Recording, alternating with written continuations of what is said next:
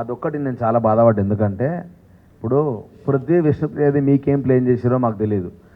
మేము చూస్తున్నప్పుడు కూడా చాలా ఇట్లా ఫుల్ లవ్, ఇట్లా ఫుల్ ప్రేమ ఉందా. సడన్గా ఒకరోజు విష్ణుప్రియ అన్నది, నేను ఊరికే కంటెంట్ కోసం మజాక్ చేస్తున్నా, హీఈస్ లైక్ మై బ్రదర్ అన్నది. నా నెత్తి ఖరాబ్ అయిపోయింది.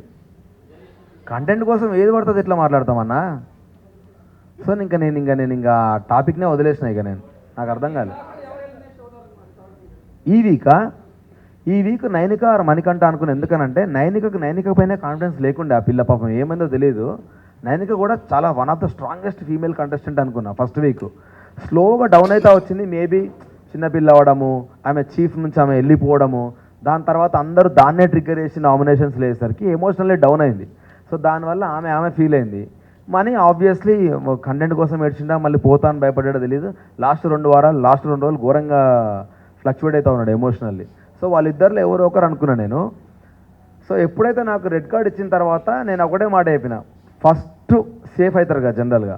ఫస్ట్ సేఫ్ అయ్యే కాంటెస్టెంట్ల్లో ఆ ఇద్దరు ముగ్గురులో నేను లేననుకో, ఫిక్స్ అయిపోండి, నా బట్టలు రెడీ చేసుకోండి అని చెప్పేసాను నేను. పృథ్వీకి ఉన్న ఒక బిగ్గెస్ట్ డిసడ్వాంటేజ్ ఏంటి అంటే, వాడు సీతను తిట్టిండు చూసినావా, యాంగర్ నా స్ట్రెంత్ అని. యాంగర్ వాడి వీక్నెస్. నేను అంటే ఇప్పుడు నన్ను ఎట్లయితే అన్నారో, నువ్వు ఫ్లోలో మజాక్ చేస్తున్నప్పుడు నీ టంగ్ స్లిప్ అయింది, అది నీ మిస్టేక్ అని అన్నారో, అట్లా వాడు ఫ్లోలో గేమ్ ఆడుతున్నప్పుడు ఒక పాయింట్లో ఆగట్లే వాడు. నువ్వు అమ్మాయిగా అబ్బాయిగా ఎవడన్నాగా అని డైరెక్ట్ వార్నింగ్ ఇస్తున్నాడు. దెబ్బతింటే నాకు సంబంధం లేదు, ఐఎమ్ సారీ, నా దగ్గరకు వస్తే నేను మనిషిని కాదన్నట్టే మాట్లాడుతున్నాడు. 100% రాంగ్ అన్న అది. 100% రాంగ్ అది. నువ్వు మళ్ళీ టక్కన గేమ్ అయిపోగానే వచ్చి ఇట్లా హక్ చేసుకొని మాట్లాడితే అంత ఫ్లిప్ అయితే నేను అవ్వలేను. ఒక నిమిషం.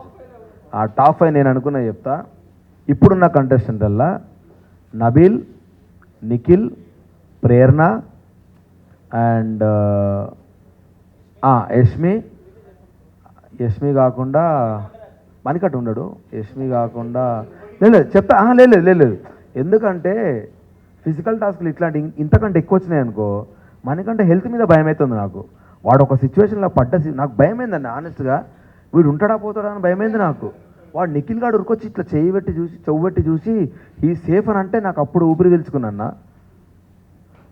సో అది కాకుండా ఎంత 4 చెప్పినా కదా. విష్ణుప్రియ ఉండదు, ఇంకెవరెవరు ఉన్నారన్నా కంటెస్టెంట్లు. సోనియా ఉండదు, ఇంకా నో ఈ సీత ఉంటుంది.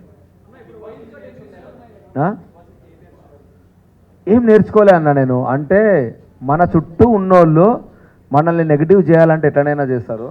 సో అందరూ మనోళ్ళు కాదని నేర్చుకున్నా. బిగ్ బాస్ వల్ల నేను బాగా నేర్చుకుంది ఏం తెలుసా, బిగ్ బాస్ హౌస్ గురించి కాదు, హౌస్లోకి వెళ్ళి బయటకు వచ్చేలోపు అనుకున్న నా వాళ్ళు కాదని తెలుసుకున్నా.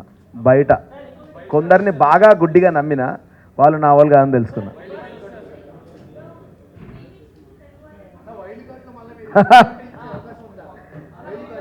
నాకు ఇస్తే 100% పోతా. ఇప్పుడు నేను ఆల్రెడీ చెప్పిన, కెమెరాగా చెప్పిన, బై మిస్టేక్ ఈ వీక్ కనుక నేను ఉంటే నాకు తెలిసింది ఇప్పుడు నేనేం మిస్టేక్ చేసినా అని. అది రిపీట్ కాదు, ఫినాలే దాకా నేను బయటకు రాను, నేను చూపిస్తాను నేను అని చెప్పిన. 100% చెప్పిన.